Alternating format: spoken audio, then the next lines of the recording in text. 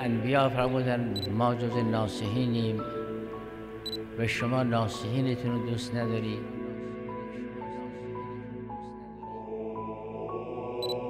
نقد عالمانه نصیحت است. نصیحت معنی سخنرانی، معنی موعظه، به معنای سفارش، به معنای اینا نیست. نصیحت یعنی خیاطی. خیاط رو میگن ناصح. اون که لباس تقوا بر پیکر جامعه می دوزد و می بافد و بر بدنش و می اندازد من الناصحین است. کار انبیا اینجور نصیحته، کار علما اینجور نصیحته. وگرنه سخنرانی کردن یا نیش زدن یا خود نشون دادن که مشکلی حل نمی‌کند.